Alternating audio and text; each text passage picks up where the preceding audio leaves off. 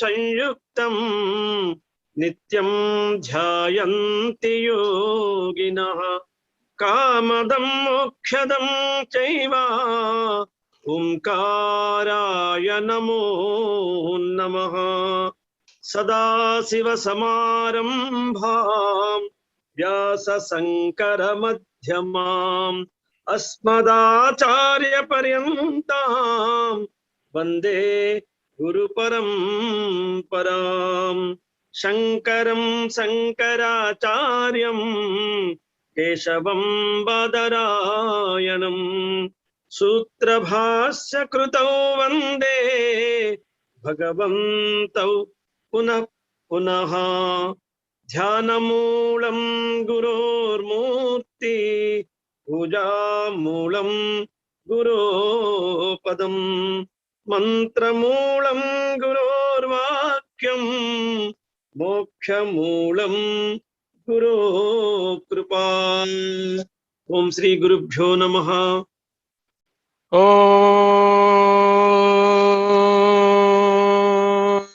శ్రీ గురుభ్యో నమః. ఈరోజు త్రిమూర్తులు కూర్చున్నారు, వారికి పాదాభివందనాలు. శాస్త్రం శరీరమీమాంస దేవస్తు పరమేశ్వరః ఆచార్యాః శంకరాచార్యాః సంతు మే జన్మ జన్మని. జగద్గురువులు శ్రీ ఆదిశంకర భగవత్పాదులు కరుణతో మనకు ప్రసాదించినటువంటి వివేక చూడామణి అనేటటువంటి ప్రకరణ గ్రంథాన్ని అధ్యయనం చేయడానికి భగవద్ అనుగ్రహం కలిగినది. అన్నమయ మనోమయ కోశాలను వివరించుకుంటున్నాం. పంచకోశ విలక్షణము, పంచకోశ నిరాకరణము చేసిన తరువాతనే సాధనకు సుగమమైన మార్గం ఏర్పడుతుంది. మనోమయ కోశాన్ని భగవత్పాదుల వారు మొత్తము 3 భాగాలుగా చెప్పుకున్నాము. ఆయన వ్రాసినటువంటి శ్లోకాలన్నీ కూడా 169వ శ్లోకం నుండి 185వ శ్లోకం వరకు ఉన్నటువంటి శ్లోకాలన్నింటినీ కూడా 17 శ్లోకాలను మనము 3 భాగాలుగా చెప్పుకున్నాము. ఈనాటి అంశము 180 నుంచి 185 వరకు. ఇది అధ్యయన భారతి అధ్యయనం. అసంగచిద్రూపమముం విమోహ్య దేహేంద్రియ ప్రాణగుణైర్నిబధ్య అహం మమేతి భ్రమయత్యజస్రం మనస్వకృచ్చేషు ఫలోపభోక్తిషు భుక్తిషు అధ్యాసదోషాత్ పురుషస్య సంస్మృతిః అధ్యాసబంధః అమునైవ కల్పితః రజస్తమో దోషవతో అవివేకినో జన్మాది దుఃఖస్య నిదానమేతత్ అతః ప్రాహుర్మనో విద్యాం పండితాః తత్వదర్శినః येनैव भ्राम्यते विश्वं वायुनेव भ्रमण्डलं तन्मनः शोधनं कार्यं प्रयत्नेन मुमुक्षुणा विशुद्धे सति चैतस्मिन् मुक्तिः करफलायते मोक्षैकशक्त्या विषयेषु रागं निर्मूल्य सन्न्यस्य च सर्वकर्म सच्छ्रद्धया यः श्रवणादिनिष्ठो रजस्वभावं सधुनोति बुद्धेः मनोमयो नापि भवेत् परात्मा हि आद्यन्तवत्वात् परिणामी भवात् दुःखात्मकत्वात् विषयत्वहेतोः द्रष्टा हि दृश्यात्मतया न दृष्टः. 6 శ్లోకాలు అధ్యయన శ్లోకాలు. మొదటిదైనటువంటి 180వ శ్లోకము మనోమయ కోశం గురించి చెప్తున్నటువంటి భాగంలో అసంగ చిద్రూపమముం విమోహ్య దేహేంద్రియ ప్రాణ గుణైర్నిబధ్య అహం మమేతి భ్రమయత్యజస్రం మనః స్వకృత్యేషు ఉపభుక్తిషు. మనః దండాన్వయం ఇలా ఉంటుంది. మనః అసంగ చిద్రూపం అముం దేహ ఇంద్రియ ప్రాణగుణై విమోహ్య నిబధ్య అహం మమ ఇతి అజస్రం స్వకృత్యేషు ఫల ఉపభుక్తిషు భ్రమయతి. మనః మనస్సు అసంగ సంగరహితమైన చిద్రూపం పరిపూర్ణ జ్ఞానరూపమైన అముం ఈ ఆత్మను చూడండి. సంగరహితమైనటువంటి పరిపూర్ణ జ్ఞాన స్వరూపమైనటువంటి ఆత్మను ఈ మనస్సు ఏం చేస్తుంది? దేహ ఇంద్రియ ప్రాణగుణై, దేహము ఇంద్రియములు ప్రాణములు అన్నింటి వాటి గుణములతో విమోహ్య వ్యామోహపరచి నిబధ్య దేహాది గుణములతో బంధించి కట్టివేసి అహం నేను మమ నాది ఇతి అనే భావాలను కల్పించి అజస్రం ఎల్లప్పుడూ స్వ తన కృత్యేషు కార్యములలో ఫల ఉపభుక్తిషు ఫలభోగముల యందు భ్రమయతి క్రిందికి పైకి త్రిప్పుచున్నది. సంగరహితమైన పరిపూర్ణ జ్ఞాన స్వరూపమైనటువంటి ఆత్మను చూడండి. సంగరహితమైన పరిపూర్ణ జ్ఞాన స్వరూపమైనటువంటి ఈ ప్రత్యేగాత్మను మనస్సు దేహము ఇంద్రియములు ప్రాణము మున్నగునవి అటువంటి వాటి గుణములతో వ్యామోహపరచి దేహాది గుణాలతో బంధించి కట్టివేసి నేను నాది అనే భావాన్ని కల్పించి ఎల్లప్పుడూ ఆ దేహానికి సంబంధించిన ఇంద్రియాలకు సంబంధించిన ఈ గుణాలలో కార్యాలలో ఫలభోగాలలో క్రిందకి పైకి తిప్పికొడుతున్నది. సంగరహిత అఖండ జ్ఞానస్వరూపమైనది జీవాత్మ. తత్వత ఎట్టి ప్రతిబంధకము లేనటువంటిది. కానీ త్రిగుణాత్మికమైనటువంటి ఈ మనస్సు అటువంటి సచ్చిదానంద స్వరూప పరబ్రహ్మాన్ని ఆ చైతన్య ఆత్మను దేహము ఇంద్రియములు ప్రాణాదుల యొక్క గుణముల యందును వాటి కార్యముల యందును బంధించుచున్నది. నేను నాది అనే దేహపరమైన అభిమానమును కల్పించి లౌకిక వైదిక కార్యములలో మునుగునట్లు చేసి తత్ఫలభోగముల కొరకు ఇహ పరముల యందు చక్రభ్రమణము చేయించుచున్నది. ఆ ఫలాన్ని అనుభవించడానికి ఇక్కడ పైన మళ్ళీ వెనక్కి మళ్ళీ కింద చక్రభ్రమణం. కర్తృత్వమైనను భోక్తృత్వమైనను దేహ ఇంద్రియాది అభిమానము వలన వచ్చినవే కదా, ఆత్మవి కావు కదా. ఆత్మ కర్త కాదు కదా, భోక్త కాదు కదా. తర్కణము ఎలా తెలుస్తోంది? దేహేంద్రియాదుల అనుభవములన్నీ కూడా మనస్సు విలీనం కాగా సుషుప్తిలో ఏవి లేవు కదా. అంటే ఈ దేహేంద్రియాది అభిమానము వలన వచ్చినటువంటివే ఈ కార్యములు కలాపములు గుణములు అన్నీ కూడా.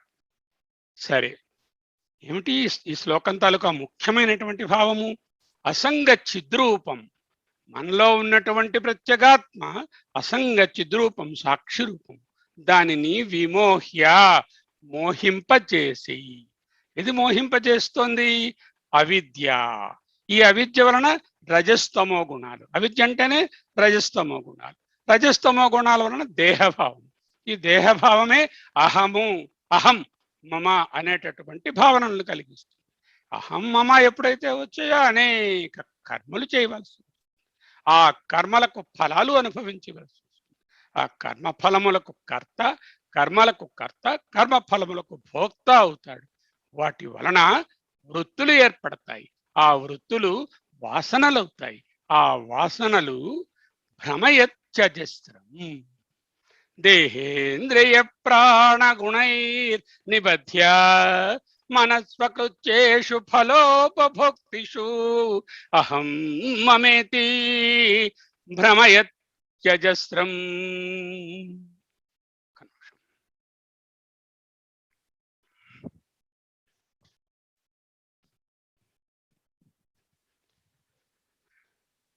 ఎట్లా ఫ్లో చార్ట్ తీసుకొస్తున్నారో చూడండి. దీని అసంగ చిద్రూపమైనటువంటి ఈ ఆత్మను అవిద్యా కారణంగా రజస్తమో గుణాలు ఏర్పడతాయి. రజస్తమో గుణాల వలన దేహాత్మభావం కలుగుతుంది. దాని వలన అహం మమ అనేటటువంటి అభిమానం పెరుగుతుంది.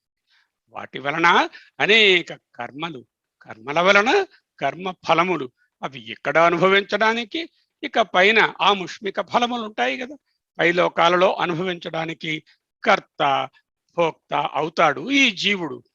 ఈ చేస్తున్నటువంటి కర్మలు వాటి ఫలితములు వృత్తులుగా ఏర్పడి అవి స్థిరపడి వాసనలవుతాయి. ఈ వాసనలే భ్రమయత్యజస్రం. అజస్రం అంటే ఎల్లప్పుడూ, ఎవర్, ఫర్ ఎవర్. భ్రమయతి కిందకి మీదకి తిప్పి కొడుతున్నది. అసంగ చిద్రూపమముం విమోహ్య దేహేంద్రియ ప్రాణగుణైర్నిబధ్య మనఃస్వకృత్యేషు ఫలోపభోక్తిషు అహం మమేతి భ్రమయత్యజస్రం. 21. అధ్యాసధో దోషాత్ పురుషస్య సంస్కృతి అధ్యాసబంధస్త్వమునైవ కల్పిత రజస్తమో దోషవతో వివేకినో జన్మాది దుఃఖస్య నిదానమేతత్. రజస్తమో దోషవతః అవివేకినః పురుషస్య, రజస్తమో దోషవతః అవివేకినః పురుషస్య అధ్యాసయోగాత్ సంస్కృతిః అధ్యాసబంధః తు అమునా ఏవ కల్పితః ఏతత్ జన్మాది దుఃఖస్య నిదానం. రజస్తమో దోషవతః రాజస తామస గుణముల యందున్న దోషముల వలన, ఇందాక చెప్పిందాన్ని కంటిన్యూ చేస్తున్నారు. అవిద్య వల్ల రజస్తమో గుణాలు. ఆ తమో గుణాలు ఎవరికి? అవివేకినః అంటే వివేక శూన్యుడైనటువంటి పురుషునకు ఏమి కల్పిస్తుంది? అధ్యాస యోగం. అధ్యాస యోగాత్ ఆత్మ కాని వాటిపై ఆత్మ అనే ఆరోపిత బుద్ధి లేక భ్రాంతి, అనాత్మపై ఆత్మ అనే ఆరోపిత బుద్ధి భ్రాంతి. సంస్కృతి అంటే సంసారం. సంస్కృతి అంటే సంసారం, జనన మరణ రూపమైనటువంటి సంసారము కలుగుతున్నది. అధ్యాస బంధతు ఈ ఆరోపితమైన బంధము సహితము అమునా ఏవ అంటే ఈ మనస్సు చేతనే కల్పించబడినది. ఈ అధ్యాస ఎక్కడి నుంచి ఊడిపడింది? మనస్సులోనే. అవి రజస్తమో గుణాల వల్ల వచ్చినాయి. రజస్తమో గుణాలు ఎక్కడ స్వరూపాన్ని దారుస్తున్నాయి? మనస్సులోనే. ఏతత్ ఈ మనసే జన్మాది జన్మ జరా మరణాది దుఃఖస్య దుఃఖములకు అంటే సుఖములకు, దుఃఖస్య పాప అంటే పుణ్యమని, దుఃఖ అంటే సుఖ దుఃఖములకని, నిదానం ఆది మూలము. రాజస తామస గుణముల యందున్నటువంటి దోషము, వాటి పనే దోషము. ఏమిటా దోషము? తమో గుణము ఆవరణము, రజోగుణము విక్షేపము. ఆ దోషాల వలన వివేక శూన్యుడైనటువంటి మానవునకు ఆత్మ కాని వాటిపై ఆత్మ అనే ఆరోపిత భ్రాంతి బుద్ధి చేత జనన మరణ రూపమైనటువంటి సంసారము ఏర్పడుతున్నదయ్యా. ఈ ఆరోపితమైన బంధము సహితము ఈ మనస్సు చేతనే కల్పించబడినది. అంటే ఈ ఆరోపితమైన బంధము, ఈ అధ్యాస ఎక్కడి నుంచో పైనుంచి రాలేదు, ఇంపోర్టెడ్ కాదు. It is innate in the mind it self, because the mind is the seat of the proliferation of the gunas.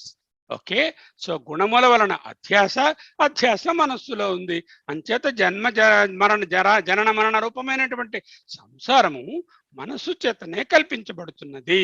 ఈ మనస్సే ఈ సంసారమునకు జన్మ జరా మరణాది దుఃఖాలకు మూలము. ఇక్కడ ఈ రిఫరెన్స్ ఒకటి జాగ్రత్తగా గుర్తుపెట్టుకోండి. సంత్ శ్రీ నిశ్చలదాస్ గారని హిందీలో ఒక చక్కని పుస్తకాన్ని విచారసాగరం అంటూ రాశారు. ఆ శ్రీ విచారసాగరం అనేటటువంటి దానిలో ఈ అధ్యాస గురించి 8 రకాల అధ్యాసలు ఉంటాయని, ఆ అధ్యాస గురించి వివరంగా వ్రాసి ఉన్నారు. దానికి పరమార్థానంద వారు చక్కని ఇంగ్లీషు ట్రాన్స్లేషన్ చేసి ఉన్నారు. ఆ PDF నా దగ్గర ఉన్నది, ఆ ఇంగ్లీష్ ట్రాన్స్లేషన్. అది నేను గ్రూప్లో షేర్ చేస్తాను.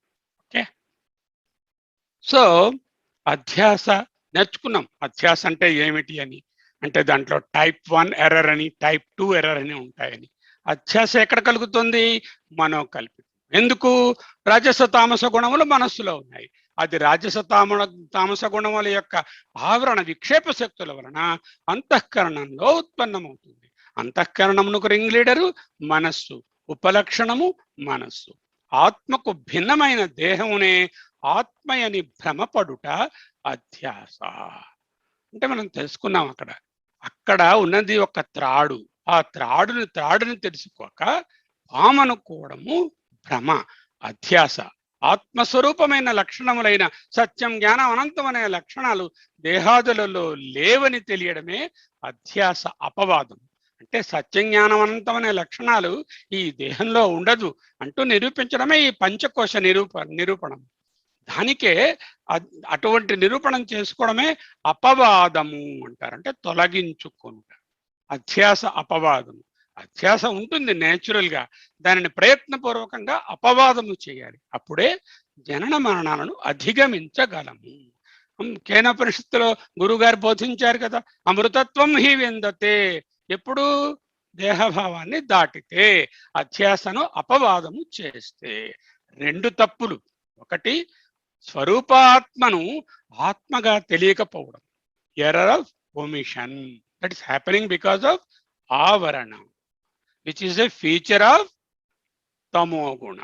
రెండోది ఏమిటి? దేహాదుల యందు నేను అనేటటువంటి భావం ఉంచుకోవడము, అదే దేహాత్మ భావము కలగడము. దేహమే నిజమైనటువంటి ఆత్మ.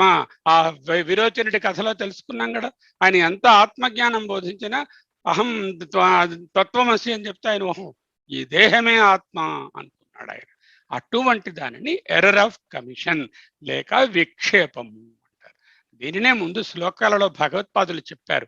అతస్మిన్ తద్బుద్ధి, అతస్మిన్ తద్బుద్ధి. ఏది కాదో దాని యందు ఇంకోటి అనుకునే బుద్ధి, అదే అనే బుద్ధి. కాని దాని యందు అదే అనే బుద్ధి. అతస్మిన్ తద్బుద్ధి. తస్మిన్ తద్బుద్ధి మంచిదే, అతస్మిన్ తద్బుద్ధి ఉండకూడదు. తస్మిన్ తద్బుద్ధి అంటేనే అధ్యాస. ఇక్కడ అధ్యాసకు ఆరోపానికి కొంచెం వ్యత్యాసం ఉన్నది. పాఠమైన తరువాత సందేహాల సమయంలో అధ్యాసను, ఆరోపాన్ని విడివిడిగా తెలుసుకుంటాం. ఈ శ్లోకంలో ఏం చెప్తున్నారంటే, అధ్యాస ఏర్పడుతుందయ్యా, అవివేకి ఉంటాడు. ఈ అవివేకి అంటే చదువుకోలేదు లేనివాడని కాదు, దేహభావంలో ఉన్నవాడు, ప్రేయస్సులో ఉన్నవాడు, లౌకిక భావనలలో ఉన్నవాడు అనేటటువంటిది. అవివేకిన ఫస్ట్ తమోదోషం. తమోదోషము వలన విక్షేపం, రజోదోషం. ఈ తమస్సు ఆవరణ, ఇది విక్షేప. ఈ విక్షేప ఆవరణాలు రెండూ కలగడం వలన అధ్యాస ఆరోప, అధ్యాస ఆరోపములు కలుగుతున్నాయి. వాటిని అపవాదము చేస్తే సంసారం పోతుంది. అధ్యాస ఆరోపాల వలన ఏంటవుతుంది? మనోతాదాత్మ్యం. ఈ మనస్సుతో నేనే అనే భావము, మనసే నేను అనేటటువంటి అహం మమ అనేటటువంటి భావం మనసులో ఉంటుంది కదా, అది మనోతాదాత్మ్యం. అది ఏమిటవుతుంది? బంధస్య హేతు. దాని వలన బంధము కలుగుతుంది. ఎవరు కలిగిస్తున్నారు? అమునా కల్పిత. అమునా అంటే ఈ మనస్సు వలననే కల్పించబడుతుంది. ఏమవుతున్నప్పుడు జన్మాది దుఃఖ. జన్మము నుంచి ఉన్నటువంటి అన్ని రకములైన సుఖ దుఃఖముల సమ్మిళితము, అదే జన్మాది దుఃఖ. అంతేకాదు, అక్కడతో వదలదు. పురుషస్య సంస్కృతి, next birth, next birth, next birth, endless cycles of birth and death. అధ్యాస దోషాత్ పురుషస్య సంస్కృతి. రజస్తమో దోషవతః అవివేకినః జన్మాది దుఃఖః పురుషస్య సంస్కృతి. అవివేకము వలన, అజ్ఞానము వలన తమస్సు ఆవరణము, ఆవరణం వలన రజస్సు విక్షేపము, ఆవరణ విక్షేపముల వలన type 1 error, missing the Atman, that is error of omission. విక్షేపము శరీరమునందే ఆత్మభావాన్ని కలిగి ఉండడము, మనస్సే నిజమైనటువంటి నేను అనుకోవడము. అధ్యాస ఆరోపము టైప్ 2 ఎర్రర్. ఈ రెండు మనోతాదాత్మ్యాన్ని కలిగిస్తాయి. మనోతాదాత్మ్యం కలిగితే బంధం ఏర్పడుతుంది. నాది అనేటటువంటి గట్టి బంధం ఏర్పడుతుంది. ఆ బంధము ఎక్కడో కల్పించబడలేదు నాయన, అది మనస్సులోనే కల్పించబడుతున్నది. అమునా కల్పిత జన్మాది దుఃఖ. దాని వలన జన్మాది దుఃఖములు, దాని వలన సంసారము పురుషస్య సంస్కృతి. ఓకే. అతః ప్రాహుర్మనో విద్యాం పండితాః తత్వదర్శినః తద్విద్ధి ప్రణిపాతేన పరిప్రశ్నేన సేవయా ఉపదేక్షంతి తే జ్ఞానం జ్ఞానినా తత్వదర్శినః. తత్వదర్శినులైనటువంటి పండితులు ఏనైవ భ్రామ్యతే విశ్వం వాయునే వాయునే వా భ్రమండలం. తత్వదర్శినః పండితాః అతః మనః అవిద్యాం ప్రాహుః. దే సే అవిద్య is not somewhere, my dear, your mind itself is the avidya. తత్వదర్శినః పండితాః అతః మనః అవిద్యాం ప్రాహుః ఏనైవ విశ్వం వాయునా అభ్రమండలం ఇవ భ్రామ్యతే. చూద్దాం. తత్వదర్శినః అంటే తత్వాన్ని, తమ స్వరూపాన్ని, స్వరూప ఆత్మను, చిదాత్మను సాక్షాత్కరించుకున్నవారు, అటువంటి వాళ్ళు తత్వదర్శిను. పండితాః వారినే పండితులు అంటారు. వాళ్ళు అతః భవబంధమును కారణమైన మనః మనస్సును అవిద్యాం అవిద్యగా ప్రాహుః చెప్తున్నారు. అంటే మనసే అవిద్య. అవిద్య అంటే వేరే ఎక్కడో 10 కేజీలు ఉంటుంది, దాన్ని మనం కొనేసుకోవచ్చు, లేకపోతే సోపేసి కడిగేసుకోవచ్చు. No, this manas itself is the seat of avidya. వాయునా వాయువు చేత అభ్రమండలం ఇవ మేఘమండలము వలె. ఈ ఉపమానాన్ని ముందు కూడా చెప్పారు. ఏ వాయువు అయితే మేఘాలను చెదరగొడుతుందో అదే వాయువు మేఘాలను కూడగడుతుంది. ఏ మనస్సు అయితే బంధాన్ని కల్పిస్తుందో అదే మనస్సు మోక్షాన్ని కూడా కల్పిస్తుంది అంటూ, వాయునా వాయువు చేత అభ్రమండలం ఇవ మేఘమండలము వలె ఏనైవ దేని చేత, దేని చేత? మనస్సు చేత. విశ్వం ప్రపంచములోని ప్రాణులన్నీ భ్రామ్యతే త్రిప్పబడుచున్నవో. దేని చేత? ఏనైవ అంటే అవిద్య చేత, మనస్సు చేత. అవిద్యయే మనస్సు అని చెప్తున్నారు కదా పండితులు. చేత అది ఏ అవిద్య లేక మనస్సు. ఓకే. తత్వావబోధ అయినటువంటి పండితులు అంటే చిద్రూప సాక్షాత్కారం అయ్యి దానిలో ఉంటున్నటువంటి పండితులు ఈ భవబంధాలన్నిటికీ కారణము మనస్సునే అవిద్యగా చెప్తున్నారు. వాయువు చేత బలంగా ఇటు అటు చలించబడుతున్నటువంటి మేఘమండలం వలె ప్రపంచంలోని ప్రాణులన్నీ ఈ మనస్సు చేతే త్రిప్పి త్రిప్పి కొట్టబడుతున్నాయి, ఇటు అటు త్రిప్పబడుతున్నాయి. ఇటు అంటే ఈ పుట్టుకకు, అటు అంటే ఆ పై లోకాలకు, అపలోకాలు కావచ్చు, పుణ్యలోకాలు కావచ్చు, అటు ఇటు త్రిప్పుతున్నారు. So what is the conclusion? Avidya is equal to manas. Okay. ఎందుకు తెలిసింది? ప్రాహుర్ మనః అవిద్యాం పండితాః తత్వదర్శినః. పండితా తత్వదర్శినః అవిద్యాం మనః ప్రాహుః. అవిద్యయే మనస్సు. ఈ అవిద్య ఏ విధంగా డేంజరస్ ముందు చూశాం. అవిద్య వలన రజస్తమో గుణాలు, వాటి వలన అధ్యారోపము, వాటి వలన ఆరోపములు వస్తాయి, అధ్యాస ఆరోపము, వాటి వలన దేహాత్మ భావము, అహం అమేతి, దాని వలన బంధము, ఆ బంధము వలన సంసారం. అజ్ఞానమునకు అధ్యాస ఆరోపములకు అవిద్య కారణం. అజ్ఞానానికి అధ్యాసారోపాలకి అవిద్య కారణం. ఈ అవిద్య ఎక్కడండి ఉంది? త్రిగుణ జనితం. అవిద్య అంటే త్రిగుణము కదా, త్రిగుణాత్మికం. త్రిగుణముల కార్యరూపానికి ఏది స్థానము? త్రిగుణములు కారణములు. కార్యరూపం ఏది? కార్యరూపము మనస్సు. కాబట్టి కావున రూపమును పొందినటువంటి అవిద్యయే, రూపమును పొందినటువంటి త్రిగుణములే మనస్సు. If you give personification or functionality to the gunas, it becomes manas. Structurally the gunas are there, they are part of the avidya there in the antahkarana. But if you give functionality to that structure, if you give rupa to that, if you give vyakta bhava to that, that becomes the manas. అది ఏ బంధమునకు మోక్షమునకు కూడా కారణమని ముందు బోధించారు. మన ఏ మనుష్యాణం కారణం బంధమోక్షయో అనేటటువంటి తేజోబిందోపనిషత్తు కూడా చదువుకున్నాం. ఆకాశమున మేఘముల కదలిక, వాని ఉపయోగము నిరుపయోగము, ప్రకాశవంతమైన సూర్యుని ఆచ్ఛాదించుట అన్నిటికీ కారణం వాయువే కదా. అదే విధంగా జీవుల సంసార పరిభ్రమణానికి, క్రిందకి మీదకి పరిగెట్టడానికి, తిరగడానికి, అలసిపోవడానికి, పునరావృత్తికి కారణం మనస్సే. ఓకే. తన్మనః శోధనం కార్యం ప్రయత్నేన ముముక్షుణా విశుద్ధే సతి చేతస్మిన్ ముక్తి కరఫలాయతే. తత్ మనః ముముక్షుణా ప్రయత్నేన మనః శోధనం కార్యం.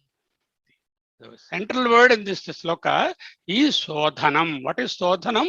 శుద్ధి చేసుకోవడం. తత్ మనః ముముక్షుణ ప్రయత్న మనః శోధనం కార్యం. ఏతస్మిన్ విశుద్ధే సతి, ఈ మనసు విశుద్ధమైతే ముక్తి కరఫలాయతే. అన్యత్ర మన అభూవం నా ద్రాక్షం, అన్యత్ర మన అభూవం నా శ్రౌషం అంటున్నాయి శృతులు. అంటే ఏమిటి? మనసు తాలూకా ప్రమేయము లేనిదే ఇంద్రియములు పనిచేయలేవు.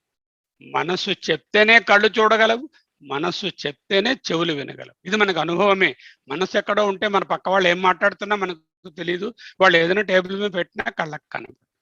అంచేత ఏంటంటే మనస్సు లేనిదే, మనసు ప్రమేయం లేనిదే చూడడము కానీ, వినడము కానీ, ఇంద్రియ వ్యాపారములు ఏవి కానీ ఉండవు. కాబట్టి మనసును కానీ మనం ప్రయత్నంతో కంట్రోల్ చేయగలిగితే, శుద్ధపరచుకుంటే, శోధనం చేస్తే ఏతస్మిన్ విశుద్ధే సతి ముక్తి కరఫలాయతే. తత్, ఆ కారణము వలన మనస్సే ప్రపంచము కనుక. ఏ కారణము? మనస్సే సంస్కృతి, మనస్సే సంసారము, మనస్సే ప్రపంచము. అవిద్యయే మనస్సు, త్రిగుణములే మనస్సు. ముముక్షుణ, మోక్షగల పురుషునిచే. ఎవరికైతే ఇది ఉందో లేదో ఇది మనం డిసైడ్ చేసుకోవాలి. మైండ్ కంట్రోల్ చేసుకోవాలంటే నేను ముముక్షున కాదా, am I interested in moksha or not? The fundamental question. If not, all the study is null and void. ముముక్షుణ, మోక్షేచ్ఛగల పురుషునిచే అంటే మానవునిచే, ప్రయత్నేన, గట్టి ప్రయత్నముతో, మాటి మాటికి చెప్తారు, ప్రయత్నేన గట్టి ప్రయత్నంతో, మనః శోధనం, మనసును శుద్ధి చేయుట. శోధనం అనే పదానికి శుద్ధి చేయడం అని అర్థం, వెతకడం అని కాదు. కార్యం చేయవలసి ఉన్నది. కించ మరేమనగా ఏతస్మిన్, ఈ మనసు, విశుద్ధే సతి, కల్మషరహితమై శుద్ధమైనప్పుడు. విశుద్ధే సతి ఎప్పుడు విశుద్ధం అవుతుంది? రజస్తమో గుణాలు పోయి ప్యూర్ ఎస్ మిగిలితే శుద్ధమవుతుంది. అది ముక్తి, మోక్షము. అప్పుడు అటువంటి వాళ్ళకి మోక్షము కరఫలాయతే, అరచేతిలోని ఫలము, అరచేతిలోని పండువలే లభించు. మనస్సే ప్రపంచానికి, సంసారానికి కారణం కనుక మోక్షేచ్ఛ ఉన్నటువంటి సాధకుడి చేత గట్టి ప్రయత్నంతో. First question, are we a mumukshu? If we are mumukshu, సాధనా చతుష్టయం. ఓకే, సమాధి, షట్క సంపత్తి, వివేకము, వైరాగ్యము, ముముక్షుత్వము, సాధన పంచకము, 40 స్టెప్స్. అప్పుడేంటవుతుంది? మనసు శుద్ధి అవుతుంది. మనస్సును శుద్ధి చేయవలసినది. దాన్ని ఏమన్నారు? శుద్ధి చేయడాన్ని శోధనం, మనః శోధనం కార్యం. మనస్సును శుద్ధి చేయవలెను. మరేమనగా ఈ మనస్సు కల్మిషరహితమైనప్పుడు మాత్రమే, అంటే శుద్ధమైనప్పుడు మాత్రమే మోక్షము అరచేతిలో పండువలే లభించును. అంటే అతి సునాయాసంగా కలుగును. మనం చెప్తూ ఉంటాం, గురువు గారు మీరు బోధిస్తే మాకు అరటి పండు వచ్చినట్టు ఉన్నది అంటే చాలా సునాయాసంగా అర్థమైనది అని అర్థం. అరచేతిలోని పండువలే లభించును. మోక్షమనగా విడుదల, విముక్తి, వదులుకొనుట, పట్టుకొనుట కాదు. Liberation is leaving and not holding. Let go. Let go the world, I'm not concern. It is leaving and not holding. మోక్షేచ్ఛగల బుద్ధిమంతుడు ముందుగా చేయవలసిన కార్యము చిత్తశుద్ధిని సాధించుట. అందుకే ఎన్నెన్ని కర్మలు, ఉపాసనలు అన్ని చెప్పి వాటన్నిటికీ ఫలితము చిత్తశుద్ధి స్వామి అంటూ మనకు బోధిస్తారు. దీనికి సాధారణంగా జరగదది. అత్యంత ప్రయత్నం అవసరము. ప్రబలమైనటువంటి రజస్తమో గుణాలను, తజ్జనితమైన అధ్యాస ఆరోప దోషాలను అపగతము చేసి, అపవాదము చేసి, అధిగమించి మనసు స్వాధీనం చేసుకోవడము అంత సులభమైన పని కాదు. ఈ గుణముల దోషములను అపనయనం చేయవలెను, అంటే తొలగించవలెను. అధ్యాస ఆరోపములను అపవాదం చేయడం, అపనయనం చేయడం. విశుద్ధే విరజం తమస్కం అన్నారు పోయిన వాటి శ్లోకాలలో. రజస్తమములు లేనటువంటి విశుద్ధమైనటువంటి మనస్సు రజస్తమో విహీనమైతే శుద్ధ సత్వ ప్రధానమైనది కాగా S R T, T cut off R cut off, only S is there, the pure S, no rajas no tamas, pure శుద్ధ సత్వం. అటువంటి సద్బుద్ధిని సాధించిన మనుషులకు సద్బుద్ధి సాధించుకోవయ్యా అంటారు. సద్బుద్ధి అంటే ఏమిటి? శుద్ధ సత్వ ప్రధానమైన మనస్సు పొందడమే సద్బుద్ధి. అప్పుడు మోక్ష కరఫలాయతే, మోక్షము అరచేతిలో పండు అగును, అంటే చక్కగా పొందబడును అని భావం. 84. మోక్షైక సత్యా విషయేషు రాగం నిర్మూల్య సన్యస్య చ సర్వ కర్మ సశ్రద్ధయాయ శ్రవణాదినిష్టో రజః స్వభావం సధునోతి బుద్ధే.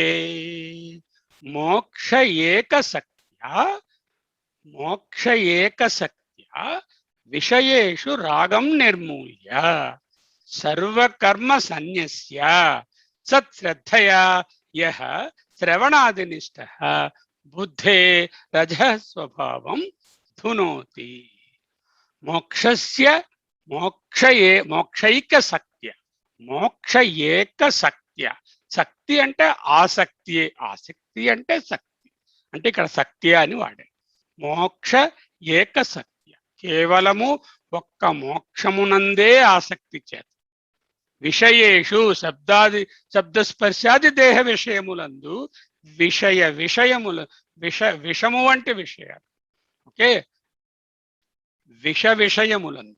విషయములందు రాగం, అవి సుఖజనకములనే భ్రాంతితో కూడిన తీవ్రమైన అనురక్తి. వాట్ ఈస్ రాగ? రాగం is the intense passion and with an assumption that these are powerful inducers of happiness. అవి సుఖజనకములనే భ్రాంతితో కలిగిన తీవ్రమైన అనురక్తిని రాగం అంటారు. దానిని నిర్మూల్య, మూలముతో సహా తీయడాన్ని నిర్మూలించడం అంటారు. అంటే చిన్న మూలం ఉందనుకోండి, మళ్ళీ పుటకరిస్తుంది, మళ్ళీ అది పెద్ద వృక్షం అయిపోతుంది. అంటే స మూలముగా. ఏమిటి మూలము దీనికి? అహంకార మమకారాలే మూలం. ముఖ్యంగా అహంకారము మూలము, నేను భావము మూలము. ఆ అహంకారంతో సహా నిర్మూల్య, పరిత్యజించి, సర్వకర్మ, నిష్కామ నైమిత్తిక కర్మలతో సహా అన్ని కర్మలను. ఇక్కడ మనకు డౌట్ వస్తుంది, ఏ పని ఏ కర్మ చేయకూడదా? మామూలు జీవితం వెళ్ళడానికి కావాల్సినవన్నీ చేసుకోవచ్చు.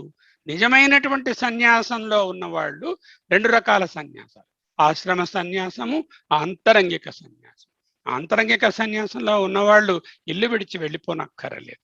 అయితే వాళ్ళకు ఉన్నటువంటి కర్మలను బాగా తగ్గించుకొని విడిచిపెట్టాలి. 2 రకములుగా చెప్తారు. సత్శ్రద్ధయా, త్రికాల అబాధ్యమైనటువంటి పరబ్రహ్మమునందు, సత్ అంటే తెలుసుకున్నాము, సద్బుద్ధి అని, నిలిపిన అంతరంగము చే, లేక శ్రద్ధ అంటే వేదాంత గురువాక్యాల యందు అచంచలమైన విశ్వాసము కదా, అదే సత్శ్రద్ధ. యహ, ఏ సాధకుడు శ్రవణాది నిష్ఠ, శ్రవణ ఆది, శ్రవణ మనన నిధిధ్యాసల యందు నిష్ఠ, దానిలో నిలిచి ఉంటాడో, స్థిరముగా ఉంటాడో, సహా అతడు బుద్ధేహి, బుద్ధి యొక్క రజహ అంటే మళ్ళీ 2ను, రజస్తమస్సుల స్వభావం, ఆవరణ విక్షేపములను ధునోతి. రజహ అని చెప్తే తమస్సు చెప్పినట్లే, స్వభావం వాటి ఆవరణ విక్షేపాలను ధునోతి, దులిపేసుకుంటాడు, విధిలించుకుంటాడు, అంతం చేసుకుంటాడు. కేవలము మోక్షమునందే ఆసక్తి చేత శబ్ద వనితాది దేహ విషయములందు, దేహ విషయములందు అవి సుఖజనకములనే భ్రాంతితో కలిగిన తీవ్రమైన అనురక్తిని సమూలముగా అహంకారంతో సహా, సమూలంగా అంటే అది నిర్మూల్య అన్నారు, పరిత్యజించి నిర్మూలించి నిష్కామ నైమిత్తిక కర్మలతో సహా అన్ని కర్మలను విడిచిపెట్టి లేక కర్మలను బేర్ మినిమంకు తీసుకుని వచ్చి త్రికాల అబాధ్యముకు పరబ్రహ్మమునందు నిలిపిన అంతరంగముచే వేదాంత గురువాక్యాల యందు అచంచలమైన విశ్వాసంతో ఏ ముముక్షువు శ్రవణ మన నిధిధ్యాసల యందు నిష్ఠతో ఉంటాడో, స్థిరంగా ఉంటాడో అతడు బుద్ధిలో ఉన్నటువంటి రజస్తమముల ఆవరణ విక్షేపాలనే దోషాలను అంతం చేసుకుంటాడు. చూడండి ఏమిటి ఫస్ట్ స్టెప్, మోక్ష ఏక సత్య, ఇంటెన్స్ లాంగింగ్ ఫర్ లిబరేషన్, మోక్షత్వం, మోక్ష ఏక సత్య. ఏం చేయాలి? మోక్ష ఏక సత్య అంటే విషయ రాగం నిర్మూల్య. వాట్ ఈస్ రాగం? Intense passion towards all the worldly things with the false assumption that they're real and permanent and they're going to give me sukha. That is the raga. Vishaya ragam nirmulya, without any trace of that. Ante ahankaramuto saha మూలముతో సహా తొలగించి ఇప్పుడు ఏం చేయాలి? అన్ని కర్మలను he brings down to almost nil. సర్వకర్మ సన్యస్య. దాంతో సరిపోదు, సత్శ్రద్ధయా, సత్పదార్థము మీద శ్రద్ధ. శాస్త్రమే గురువు గారు, గురువు గారే శాస్త్రం. శాస్త్ర గురువులు రెండు వేరు కాదు. వాటిలో శ్రద్ధ. ఆ శ్రద్ధతో ఏం చేస్తాడు? శ్రవణాది నిష్ఠ, సాధనా చతుష్టయాన్ని పట్టుకొని శ్రవణ మనన నిధిధ్యాసలలో నిలిచి ఉంటాడు. అప్పుడేమవుతుంది? రజ స్వభావం ధునోతి. రజస్సు తమస్సు పూర్తిగా వాష్ అయిపోతాయి, కంప్లీట్లీ గాన్. ధునోతి విదిలించుకుంటాడు, వదిలేస్తాడు. తమస్సులు పోతే ఏమిటవుతుంది? శుద్ధ సత్వం మిగులుతుంది. శుద్ధ సత్వం అంటే ఏమిటి? అదే మోక్షం. అదే చెప్తున్నారు. మోక్షైక సత్య విషయేషు రాగం నిర్మూల్య సర్వకర్మ సన్యస్య సత్శ్రద్ధయా శ్రవణాది నిష్ఠ రజస్వభావం ధునోతి. ఆఖరి శ్లోకము ఈనాటి అధ్యయనంలో. మనోమయో నాపి భవేత్ పరాత్మా ఆద్యంతవత్వాత్ పరిణామి భావాత్ దుఃఖాత్మకత్వాత్ విషయత్వహేతోః దృష్టా హి దృశ్యాత్మతయా న దృష్టః. ఇన్ని చెప్పేశారు కదా. మొత్తం మొదట దాంట్లోనేమో 5, తర్వాత 6, తర్వాత 6, 17 శ్లోకాలలో. దీనికి ముందు ప్రాణమయానికి 2 చెప్పుకున్నాం. మొదటి భాగంలో 7 చెప్పుకున్నాం. ఈ 17 శ్లోకాలలో 16లో చెప్పిన తర్వాత ఇది ఆత్మ కాదని చెప్పాలి కదా. అదే చెప్తుంది. ఆద్యంతవత్వాత్ పరిణామి భావాత్ దుఃఖాత్మకత్వాత్ విషయత్వహేతః మనోమయోపి పరమాత్మా న భవేత్ హి ద్రష్టా దృశ్యాత్మతయా న దృష్టః. ఆద్యంతవత్వాత్, ఆద్యంత గుణములు కలిగిన. వన్ ప్రాబ్లమ్ ఆఫ్ మైండ్, ఆద్యంతవత్. పరిణామి భావాత్, నిరంతర వికారములను పొందడం. వికారములు అంటే పరిణామములు, మార్పులు. మనస్సు మారినట్టుగా ఏది మారదు. దుఃఖాత్మకత్వాత్,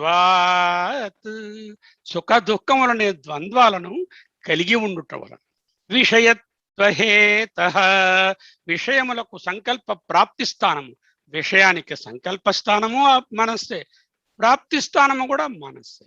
మనోమయోపి, మనోమయ కోశము కూడా పరమాత్మ స్వరూపమైన ఆత్మ న భవేత్, కాజాలదు.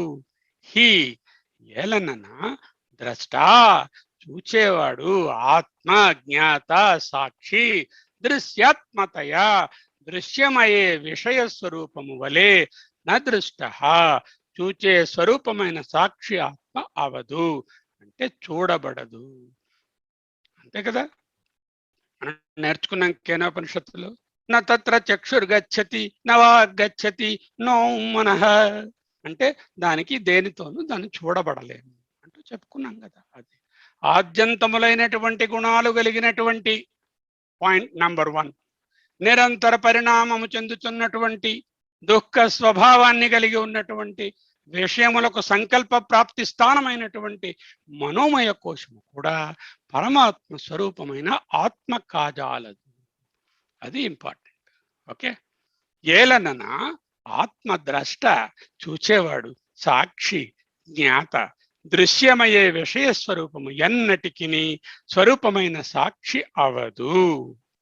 ఓకే, చూడండి, మనం ఓం యాక్ట్ చెప్పుకున్నాం కదా, అదే భగవత్పాదులు ఇక్కడ చక్కగా మంచి శ్లోకంలో పెట్టేశారు. విషయత్వ హేతు, విషయ భోగములకు సంకల్ప స్థానము, ప్రాప్తి స్థానము మనస్సు. నాకేదైనా ఒక పదార్థాన్ని అనుభవించాలి అంటే, తినాలి, చూడాలి, వినాలి అంటే మనస్సులో సంకల్పము కలుగుతుంది. మళ్ళీ ఆ అనుభవము కూడా మనస్సులోనే వస్తుంది. శరీరం ద్వారా అనుభవించినా ఏదైనా సరే మనస్సులోనే అనుభవం ఉంటుంది. సంకల్ప ప్రాప్తి స్థానం రెండు కూడా మనసు. అదే విషయత్వ హేతు అనడంలో. అది దృశ్యము, చూడబడేది, వస్తువు, అనుభవవేద్యము. అనుభవవేద్యమైనదంతా ఆబ్జెక్ట్. దృశ్యాత్మతయా నా ద్రష్ట. ఓ ఒమాక్ట్లో ఓ. జడము, సాక్షి చైతన్యము వినా, సాక్షి చైతన్యము లేనిదే మనోమయమునకు స్వతంత్ర ప్రతిపత్తి లేదు. దట్ ఈస్ యం. దుఃఖాత్మకత్వాత్, రజస్తమో గుణములకు ప్రభావ స్థానమైనటువంటి మనస్సు సుఖ దుఃఖములకు, రాగద్వేషములకు, ద్వంద్వములకు నిలయము, అంటే సగుణత్వం. ఏ పరిణామి భావాత్, కామ సంకల్పాది వికారములను లేక పరిణామములను, మార్పులను మాటి మాటికి క్షణక్షణానికి పొందుచున్నటువంటి మనోమయము సవికారిత్వము, వికారము కలది. చేంజింగ్. సి ఆద్యంతవత్, ఆద్యంతవత్వత్, సుషుప్తి యందు లయము పొందుచు జాగ్రత్త స్వప్నములలో మాత్రమే పనిచేస్తూ కొంతసేపు లేదు, కొంతసేపు ఉంది. అంటే మనోమయము ఆద్యంతములు కలది. ఆగమాపాయి, ట్రాన్సియంట్. ఓ ఆబ్జెక్ట్, వస్తువు, దృశ్యాత్మతయా నదృష్ట, జడము, సాక్షి వినా పనిచేయదు, మెటీరియల్, దుఃఖాత్మకత్వాత్, రకరకములైన ద్వంద్వములతో కూడిన గుణములు కలిగినది, అట్రిబ్యూట్స్, పరిణామి భావాత్, రకముల మార్పులకు దీనికి ఇది ఆలవాలము, సవికారిత్వము, చేంజింగ్. ఆద్యంతవత్, ఆద్యంతవత్వత్, ఆద్యంతవంతం అనేటటువంటి లక్షణం ఉండడం వలన ఆగమాపాయి, the transient. So this is om act. How can the om act be non om act? Let us see. మనోమయోపి పరమాత్మ న భవేత్. This is the underlying concept. Paramatma is what? Non om act. ఇది ఆద్యంతవత్వత్, అది ఆద్యంతరహితము. ఇది పరిణామి భావాత్, అది పరిణామములు ఏవీ లేని నిర్వికార నిరంజన నిష్కలమైనటువంటి పరబ్రహ్మము. దుఃఖాత్మకత్వాత్, నిర్గుణము, ఏకరస ప్రజ్ఞాన ఘనము. ఇందులో డ్యుయాలిటీ, మల్టిప్లిసిటీ, ప్లూరాలిటీ ఉంది. ఇక్కడ అది లేదు. విషయత్వహేత, విషయములకు, బోధలకు ఇది ప్రతిబోధ. ఇవి విషయములకు హేతువు, సంకల్పానికి, వికల్పానికి, అది ఉండడానికి, అనుభవించడానికి స్థానము. దానికి ప్రతిబోధ పరమాత్మ. దృశ్యాత్మతయా ఆబ్జెక్ట్ నా ద్రష్ట, చూచేది కాదు. ఇది దృక్ ఏవ నతు దృశ్యతే. ఇది దృక్ మాత్రమే, చూచేదే సాక్షే కానీ దీనిని చూచేటటువంటి ఇంద్రియము కానీ ఏ శక్తి కానీ లేదు. అంచేత మనోమయోపి పరమాత్మ నభవేత్. అయిపోయాయి. ఇప్పుడు ఉపనిషత్తులు ఏంటంటున్నాయి? ముఖ్యంగా తేజబుంది ఉపనిషత్తు, మహోపనిషత్తులోకి వెళుతున్నాం. యత్కించిదపి సంకల్పస్తాపత్రయమితీరితం కామం క్రోధం బంధనం సర్వదుఃఖం విశ్వం దోషం కాలనానా స్వరూపం. ఏ కొంచెమైతే సంకల్పాలున్నాయో, తాపత్రయాలు, కామము, క్రోధము, బంధము, సర్వ దుఃఖాలు, విశ్వము, దోషము, కాలము అన్నీ కూడా మనసు తాలూకా వేర్వేరు స్వరూపములు మాత్రమే. యత్కించేదం సర్వ సంకల్పజాలం తత్కించేదం మానసం సోమ విద్ధి. సోమా, ఓ సౌమ్య, యత్కించేదం, ఏ కొంచెమైనను, సర్వ సంకల్పజాలం, ఏ ఏ సంకల్పములు నీకు ఉన్నవో, తత్కించేదం, ఆయా సంకల్పం సమూహమంతయు, మానసం విద్ధి, మనస్సు అని తెలియదు. సంకల్ప ప్రభవాన్ కామాన్ సర్వాన్ త్యక్త్వా అశేషతః మనసైవ ఇంద్రియాగ్రామం వినియమ్య సమంతతః అంటూ నేర్చుకున్నాం. సంకల్పంలోంచే వాటిని త్యాగం చేయవలసి ఉంది. యత్కించేదం సర్వ సంకల్పజాలం తత్కించేదం మానసం సౌమ్య విద్ధి. మన ఏవ జగత్ సర్వం మన ఏవ మహారిపుః మన ఏవ హి సంసారః మన ఏవ జగత్త్రయం. మన ఏవ జగత్ సర్వం, సర్వ జగత్తు మన ఏవ మహారిపుః, గొప్ప శత్రువు. అదే చెప్తున్నారు కదా, ఆత్మైవ హి ఆత్మనో బంధు ఆత్మైవ రిపురాత్మనః. అదే బోధన. మనస్సే సంసారము, మన ఏవ హి సంసారః మన ఏవ జగత్రయం. ఈ మూడు లోకము మనస్సు అనే తెలియదు.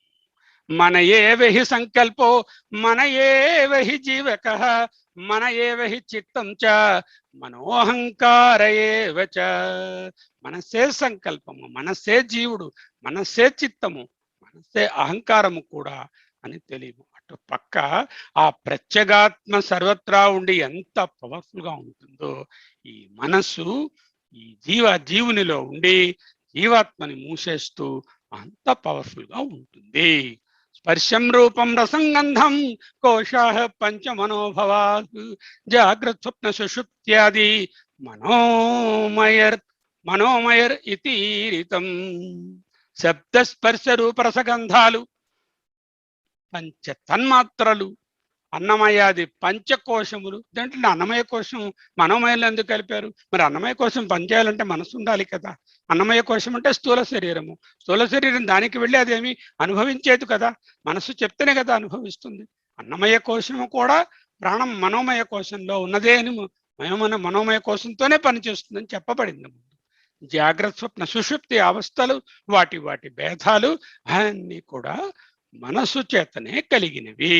ఇవి అన్నీయును మనస్సు మీదనే ఆధారపడి ఉన్నవి. సంకల్పమేవ యత్కించిత్ తత్తన్నాస్తి ఇతి నిశ్చిను. నాస్తి నాస్తి జగత్ సర్వం గురు శిష్యాదికం నహి ఇత్యుపనిషత్.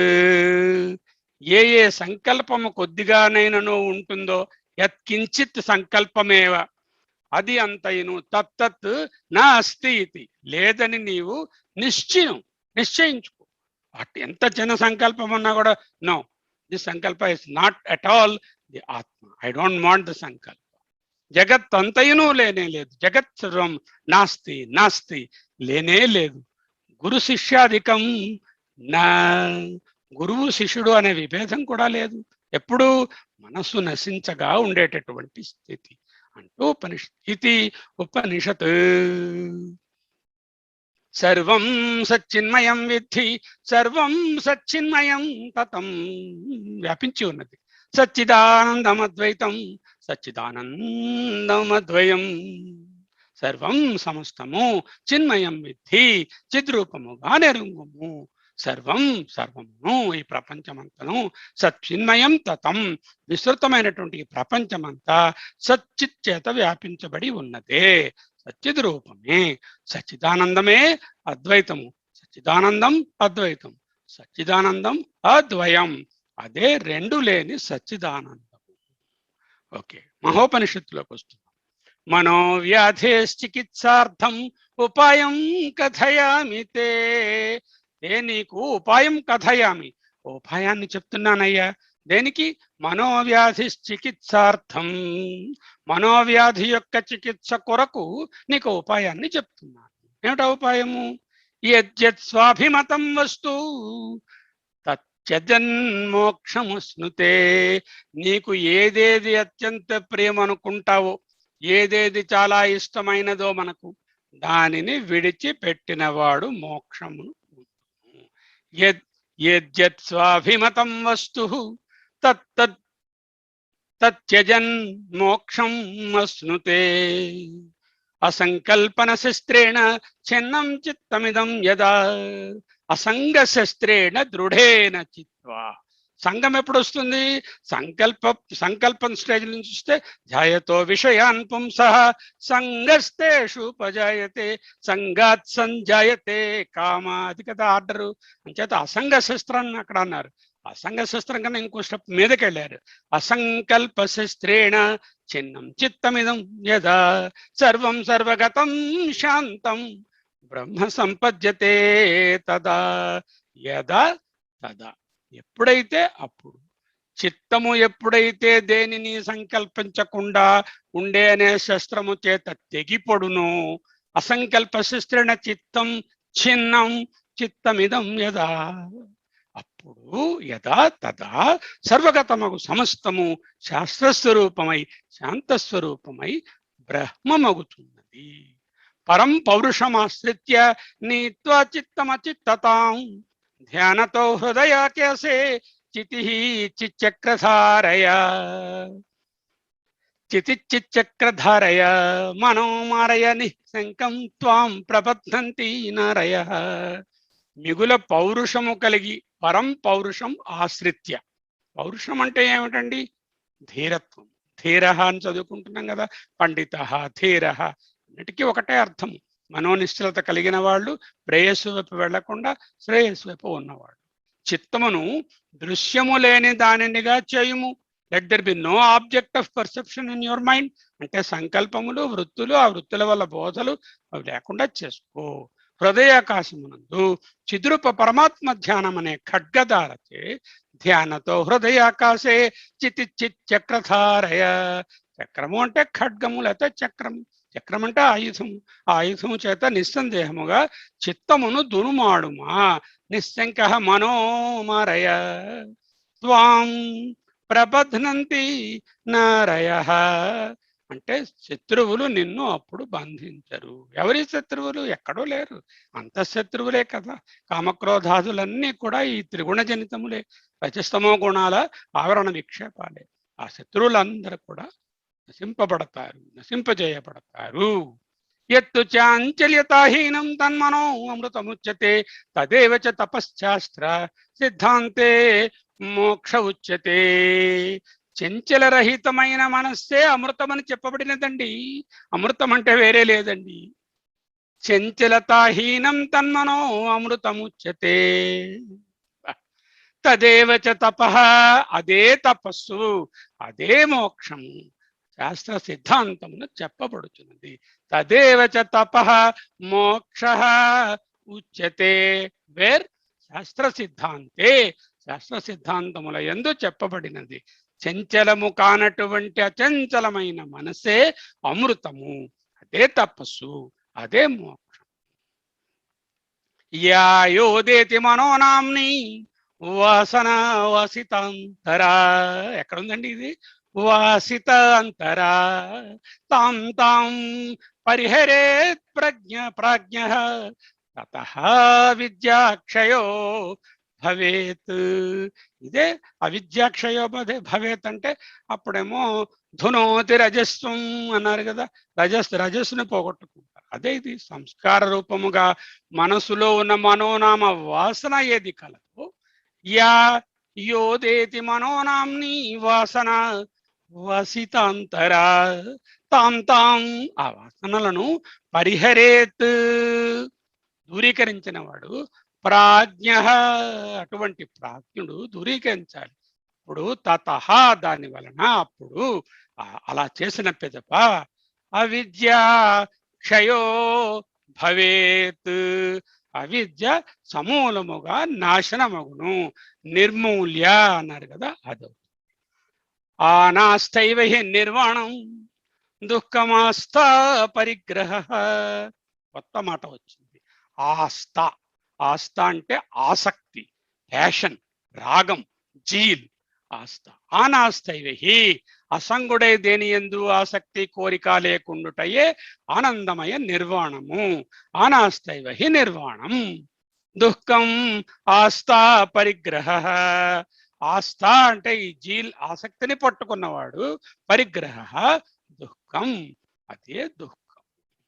అంటే అనాస్తైవ హి నిర్వాణం ఆస్థా దుఃఖం. ఆస్థ అంటే జీల్, ప్యాషన్, ఇంటెన్స్ రాగ. కుర్వతే కర్మ భోగాయ కర్మ కర్తుం చ భుంజతే నద్యాం కీటైవావర్తాదావర్తాంతరమోసుతే ప్రజంతో జన్మనో జన్మ లభంతే నైవ నిర్వృతిం. పంచదశి. భోగములను అనుభవించడానికి కర్మలు ఆచరిస్తారు, మరల కర్మలను ఆచరించడానికి భోగాలు అనుభవిస్తారు. ఆయన అడిగారట, ఎందుకయ్యా అంతలా తాగి పడుకున్నావు అంటే, అప్పులు తీరడానికండి అని. అప్పుల బాధ భరించలేకండి అన్నాడు. అప్పులు ఎందుకయ్యా అంతలా చేసావు అన్నాడు. తాగడానికండి అన్నాడు. అలా ఉంది. ఎందుకన్నా అప్పులు చేశావు? తాగడానికి. ఎందుకు తాగుతున్నావు? అప్పుల బాధ మర్చిపోవడానికి. అదే విధముగా భోగాలు అనుభవించడానికి కర్మలు, ఈ కర్మలు ఆచరించడానికి మళ్ళీ భోగాలు.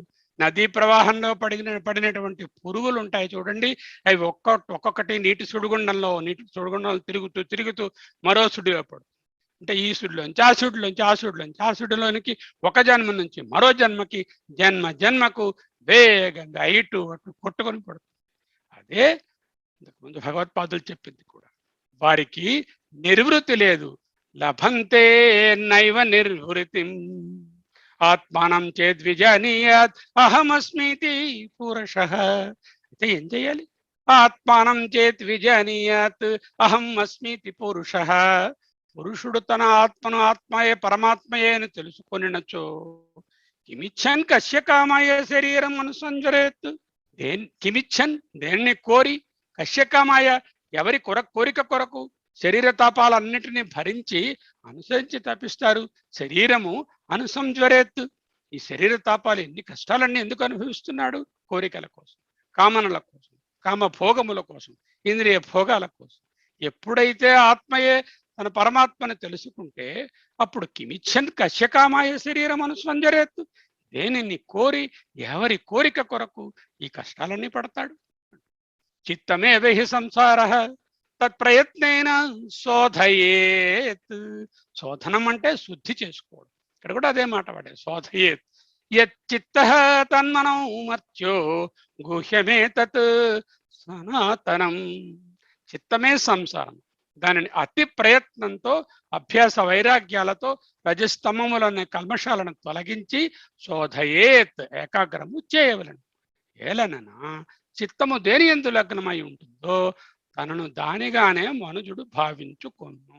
ఇది 100% మనకు తెలుసు. మనం ఏది కావాలి అనుకుంటామో మనసు దాని మీదనే నిలిచి ఉంటుంది, వేరే దానికి వెళ్ళదు. అదే అయిపోతాం. ఇదే గొప్ప అనాది అయినటువంటి రహస్యమైన అంశం, అందరికీ తెలిసిన రహస్యమే.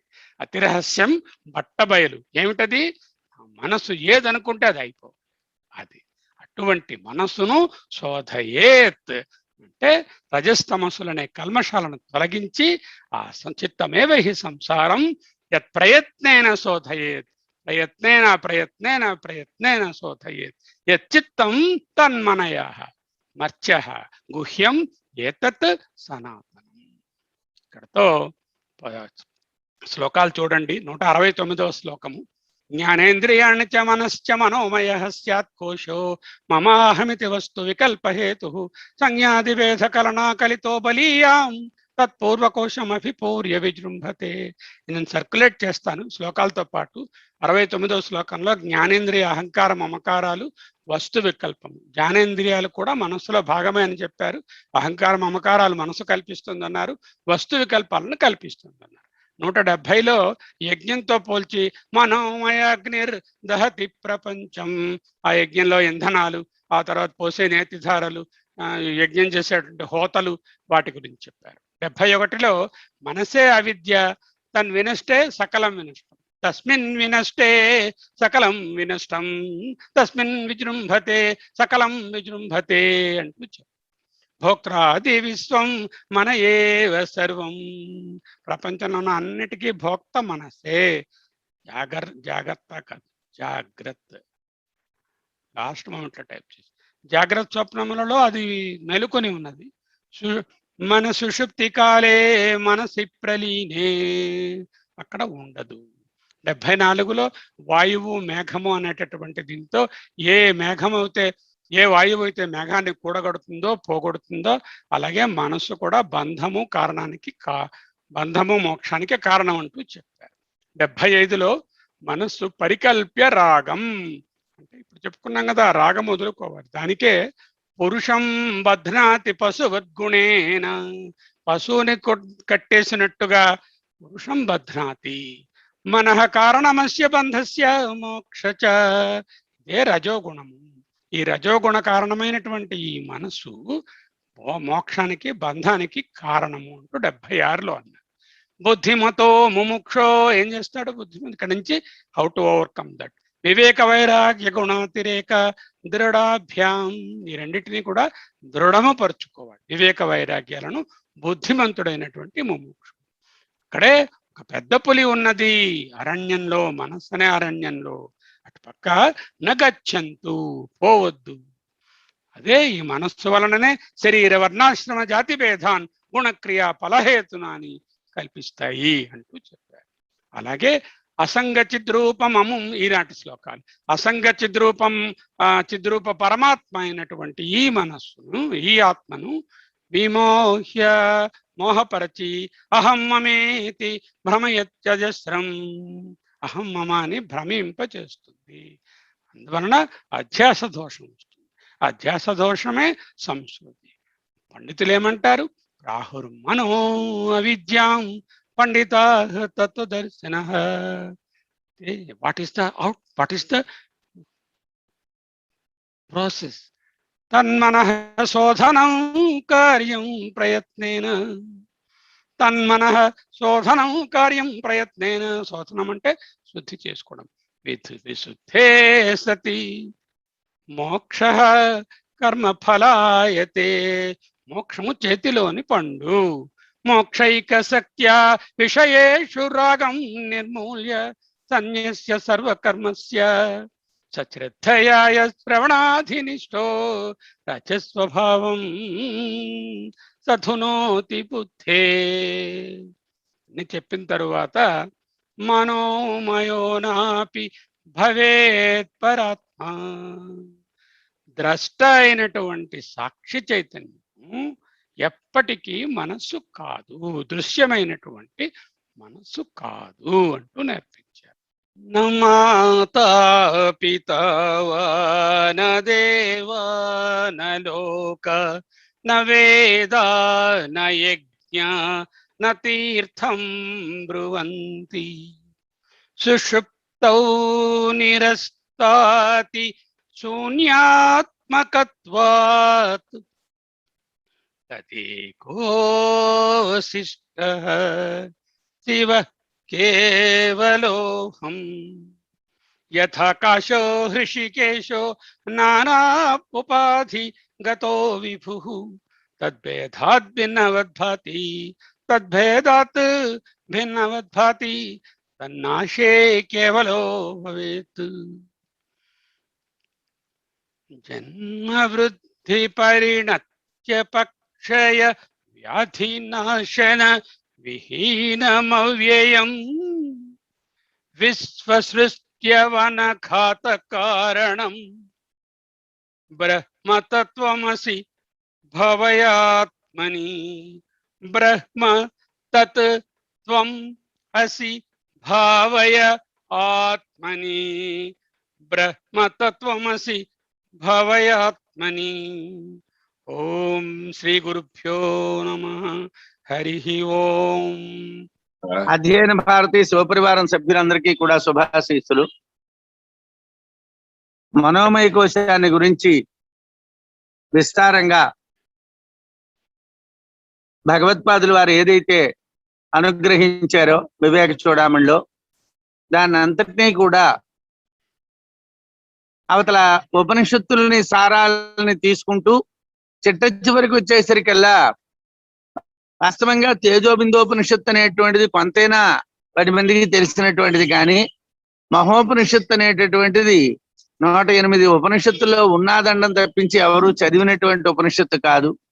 అలాంటి ఉపనిషత్తుల నుంచి కూడా తీసుకొని చాలా రహస్యమైనటువంటి విషయాల్ని, మనస్సు ఎంత చంచలంగా ఉంటుంది, అది వాసనామయమైనటువంటిది, దాన్ని జయించడమే అమృతత్వం అనేటువంటిది. ఆ మనస్సు మనో దుర్నిగ్రహం చలం అనేటటువంటి దాన్ని చాలా విస్తారంగా వర్ణించారు. అదంతా కూడా మన డాక్టర్ గారు సుమారు 3 వారాల్లో చాలా ఎక్కువగా పరిశ్రమ చేసి దాని గురించి ఆలోచించి ఒక మార్గంలో పెట్టి అందరికీ బోధన చేయటమే కాకుండా చిట్ట చివరిగా మళ్ళీ అన్ని శ్లోకాల యొక్క సారాన్ని గుర్తు చేశారు. ఇంత శ్రమకి ఓర్చి చేసినటువంటి వారి యొక్క ప్రవచనానికి వారికి శుభాశీస్సులు.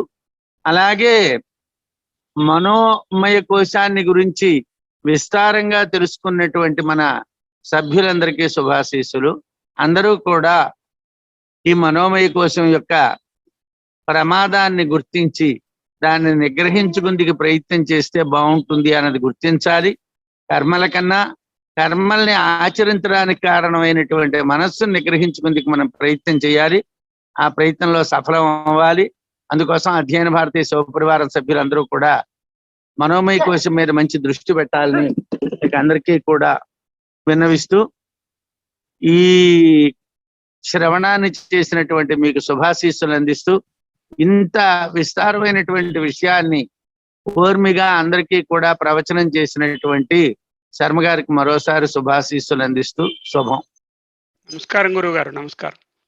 చాలా బరువైన విషయాన్ని ఎంత చక్కగా విశ్లేషణాత్మకంగా ఒక్కొక్క విషయానికి సంబంధించినటువంటి వివరణలు చక్కగా అందిస్తూ ఈ మనోమయ కోశ వివరణ అనేటువంటిది ఇవాళ డాక్టర్ గారు చేశారు. చాలా సంతృప్తిగా ఉంది. మనస్సు అనేది 1-2.5 అక్షరాల పదం, కానీ దాంట్లో 2.5 కోట్ల విషయాలు అలా అలా అలా కుంచుకొని చోటు చేసుకొని మనకు ఇబ్బంది పెడుతూ ఉంటాయి. అటువంటి దానిని విశ్లేషణ చేసి చెప్పడం అనేటువంటిది చాలా శ్రమతో కూడిన పని. అయితే ఒక చక్కని అభ్యాసము, దీక్ష, ప్రతి మాటలోనూ డాక్టర్ గారి ముఖం నుంచి వెలువడినటువంటి ప్రతి మాటలోనూ కూడా వెనకాల ఎంత వ్యవసాయము, ఎంత అధ్యయనము, ఎన్ని రకాలైన సంబంధాలు కలిగినటువంటి ఇతర ఉపనిషత్తుల్లో నుంచి పదాలు, శ్లోకాలు, మంత్రాలు తీసుకోవటం. బహుశా శనివారం నాడు ఈ వివేక చూడామణిలో ప్రసక్తమయ్యేటువంటి 4-5 శ్లోకాలకు వారు ఆదివారం నుంచి శుక్రవారం దాకా చాలా శ్రమిస్తున్నారని అనిపిస్తోంది. అటువంటి శ్రమ సాధారణంగా ఉపదేష్టలలో చాలా అరుదుగా ఉంటుంది. మేము ఏదో 70-80 సంవత్సరాలుగా, 60 సంవత్సరాలుగా అధ్యాపకత అనేటువంటి దాంట్లో మునిగి తేలి ఉన్నాం గనక ఏదైనా విషయాన్ని గురించి అలవోకగా చెప్పేస్తూ ఉంటాం. కానీ ఇది అధ్యాత్మ విద్య అటువంటిది కాదు.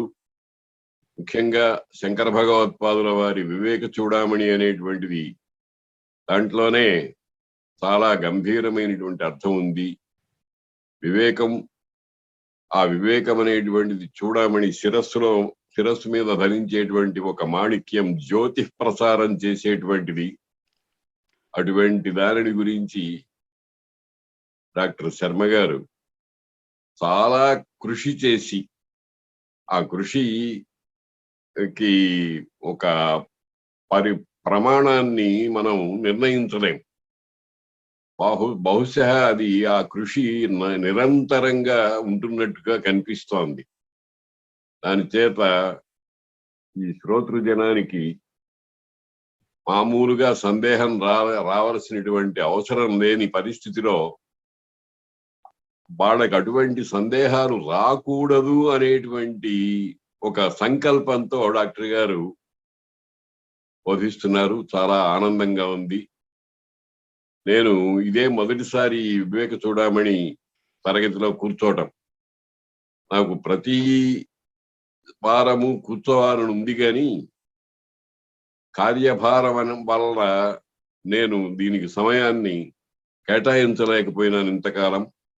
ఇక పైన దీనిని శ్రద్ధగా తెలుసుకోవటానికి ఈ వివేక చూడమని నేను దాదాపు 20-30 సంవత్సరాల కింద ఎప్పుడో చదివింది. ఈ మధ్య దానిని చూడలేదు, కానీ వివరణ చాలా చక్కగా ఉన్నది. నాకు కూడా స్ఫూర్తిదాయకంగా ఉంది. శ్రీ శర్మ గారికి వయస్సు యొక్క ఆధిక్యాన్ని బట్టి శుభాశీస్సులు తెలుపుతూ విరమిస్తాను. హరి ఓం. అధ్యయన వారి సభ్యులందరికీ అభినందనలు. గురువులు అందరికీ ప్రణామాలు. ఇవాళ వీళ్ళు అందరి గురువులు ఇంతమంది ఉండడం చాలా అద్భుతం, ఆనందం. వాళ్ళ మాటలు కూడా ముత్యాల్లాగా ఉన్నాయి. ఇవాళ చాలా ముఖ్యమైన యాక్చువల్లీ క్రక్స్ ప్రాబ్లం ఏమిటి అంటే ఇదే. ఇవాళ చెప్పిందే మనకున్న ప్రాబ్లం. అది దాటితే మోక్షమే.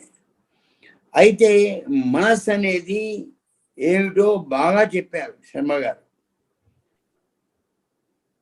ఆద్యంతవంతమైన మనసు అనాద్యవంతమైన ఆత్మకు ఎదురుగా ఉంది. నెగటివ్ మనస్సు అవిద్య, ఆత్మ విద్యా స్వరూపం. అయితే ఇది నెగటివ్ యూనియన్ లీడర్.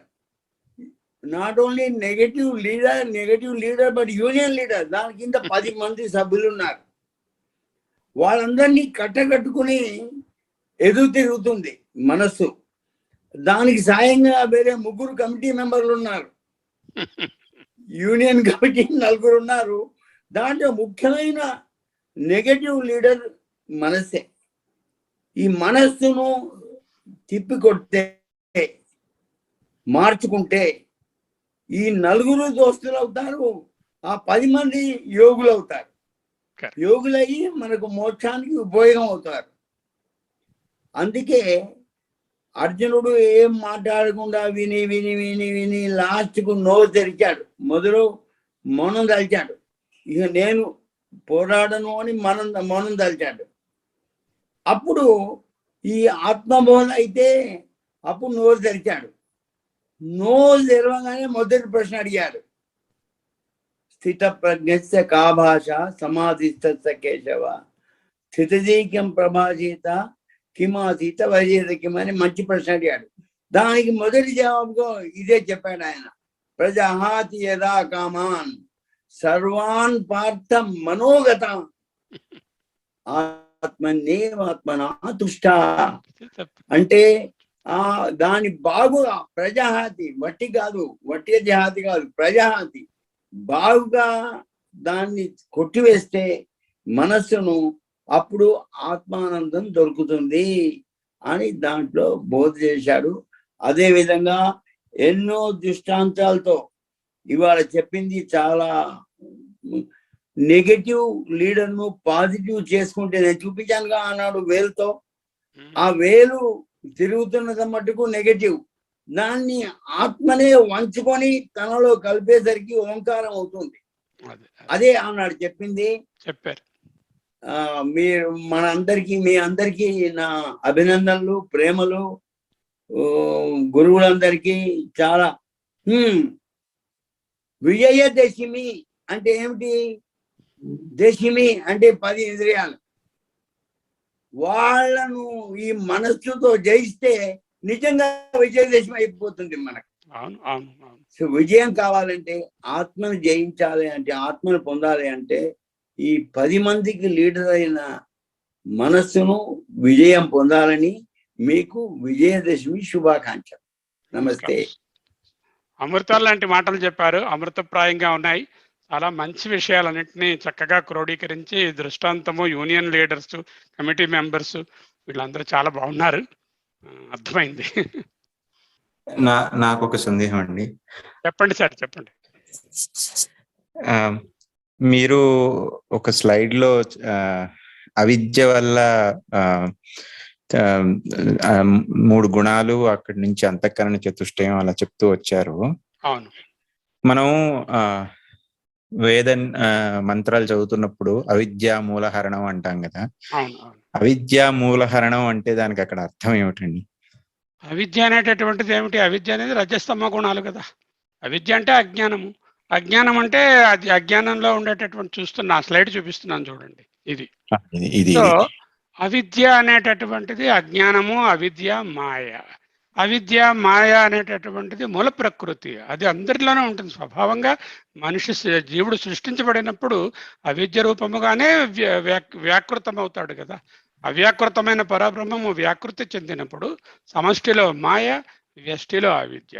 ఇది మనకి సీడ్ రూపంగా రజస్తమో గుణములు, సత్వరజస్తమో గుణాలని ఉంటాయి. దీంట్లో ఈ సత్వాన్ని, రజస్సు తమస్సు బాగా మీదకొచ్చి సత్వాన్ని నొక్కేస్తూ ఉంటాయి. ఈ రజస్తమో గుణాల వల్ల ఏమి కలుగుతుంది? ఆవరణ తమో గుణము, రజస్సేము విక్షేపము. ఈ ఆవరణ విక్షేపాల వలన దేహమే ఆత్మ అనే భావము, అంటే తప్పుడు అవగాహన కలుగుతుంది. దానివల్ల అహం మమ ఇతి అని వస్తుంది. అహం మమ ఇతి అంటే నేను అనేది ఉన్నప్పుడు నేను చేసే కర్మలు, ఆ కర్మ ఫలితాలు, అనేకమైన కర్మలు, ఆ కర్మ ఫలాలు, ఆ ఫలాలకు నేను కర్తను, దానికి అనుభవించే భోక్తను అనేటటువంటిది ఏర్పడుతుంది. ఒక్కసారి ఒక కర్మ చేస్తే దానికి ఒక ఫలితము వస్తే మళ్ళీ అలాగే చేయాలని ఉంటుంది. దీనినే మనం అరిషడ్ వర్గాలలో కామము, క్రోధము, లోభం అంటాము. రెండోది మళ్ళీ మళ్ళీ చేయాలని. క్రోధం అనేది ఆ కర్మకి ఎవరైనా అడ్డు వచ్చినా, లేకపోతే ఆ ఫలితాన్ని అడ్డు సరిగా రాకపోయినా క్రోధము. వీటి వలన వచ్చేటటువంటి మిగతా 3. వీటి వలన ఏమిటవుతాయి? వృత్తి ఏర్పడుతుంది. వృత్తి అంటే మనసులో వచ్చేటటువంటి వేవ్స్. ఈ వేవ్స్ ఫ్రీక్వెంట్గా అలాగే వస్తూ ఉంటే, ఇప్పుడు మీరు కంప్యూటర్ ఫ్రీక్వెంట్గా ఒక స్క్రీన్ చూస్తున్నారు అనుకోండి, ఒక ఇంప్రెషన్ అలా ఉండిపోతుంది. మీరు కంప్యూటర్ ఆఫ్ చేసినా కూడా you can see a very vague image of that. అలాగే అనుకోండి, వాసనలు ఏర్పడతాయి. ఈ వాసనలు కారణ శరీరంలో ప్రింట్ అయిపోయి ఉంటాయి, కోడెడ్ ఫార్ములు. దాని వలన భ్రమయత్యజస్రం. మీరు అన్నది అవిద్యా మూల నాశనం అంటే ఏమిటి? రజస్తమో గుణ నాశనం. అప్పుడు ఏమిటవుతుంది? ఇంకా మిగిలింది ఎస్ ఒకటే. ఎస్ శుద్ధసత్వం అయిపోతుంది, మలిన సత్వము కాదు. మలిన సత్వం అంటే రజస్తమో గుణాల సంపర్కం ఉంటే మలిన సత్వం, అది లేకుండా ఉంటే శుద్ధ సత్వం. శుద్ధ సత్వం ఉంటే ఏంటవుతుంది? దేహభావం పోతుంది, అహం మమేతి పోతుంది, కర్మల మీద ఆసక్తి పోతుంది, ఫలితాలు నావి కావు ఈశ్వరుని అని తెలుస్తుంది, కర్తృత్వం పోతుంది, భోక్తృత్వం పోతుంది, వాసనలో ఉండవు. ఎప్పుడైతే వాసనలో ఉన్నావో లేవో సంచి ఖాళీ అయిపోతుంది, మళ్ళీ జన్మ రాదు. ఇదే సత్సంగత్వే నిస్సంగత్వం, నిస్సంగత్వే నిర్మోహత్వం, నిర్మోహత్వే నిశ్చలతత్వం, నిశ్చలతత్వే జీవన్ ముక్తి. అది పాజిటివ్. దానికి రైడర్ ఏమిటి? ఛయతో విషయాన్ పుంసః సంగస్తేషుపజాయతే, సంగాత్ సంజాయతే కామః, కామాత్ క్రోధోభిజాయతే, క్రోధాత్ భవతి సమ్మోహః, సమ్మోహాత్ స్మృతి విభ్రమః, స్మృతిభ్రంశాత్ బుద్ధినాశః, బుద్ధినాశః భ్రమయత్యజస్రం. అది చాలా సంతోషం. అంటే ఒకటి పాజిటివ్ గా దిగుతూ ఉంటే అలా ఎలా ఇంప్రూవ్ అవుతాము, లేకపోతే అవిద్యలో ఉంటే ఎలా పోతామన్నది ఇక్కడ చూపించారు. సత్సంగత్వలో ఆయన ఇంప్రూవ్మెంట్ చూపించారు. రెండు ఒకదానికొకటి కాంప్లిమెంటరీ అంతే. చాలా సంతోషం అండి. Thank you. మనోమయోపి పరమాత్మ నభవేత్. వై? ఆద్యంతవత్వాత్, ఆద్యంతరహితము ఇక్కడ. పరిణామి భావాత్, నిర్వికార నిరంజన నిష్కలము అక్కడ. దుఃఖాత్మకత్వాత్, నిర్గుణ ఏకరస ప్రజ్ఞాన ఘనము అది. విషయత్వహేత, విషయములకు ప్రతి బోధకి ప్రతిబోధ సాక్షి. దృశ్యాత్మతయా న దృష్ట, అక్కడ దృశ్యము కాదు, దృక్యేవా నతు దృశ్యతే. ఇది క్లియర్ కట్ అండర్స్టాండింగ్. ఇది ఓమాక్ట్ నానోమాక్ట్ చెప్పుకుంటున్నాం కదా, అవే ఇక్కడ ఓమాక్ట్. ఈయన భగవత్పాదుల వారి మాటలలో విషయత్వ హేతు, తర్వాత జడము, దుఃఖాత్మకత్వము, పరిణామి భావము, ఆద్యంతవత్వము అని ఆయన చెప్పారు. ఓకే. చాలా చాలా బాగుందండి. ధన్యవాదాలండి డాక్టర్ గారు. అశతో మా సద్గమయ తమసో మా జ్యోతిర్గమయ మృత్యోర్మా అమృతం గమయ. ఓం శాంతి శాంతి శాంతి.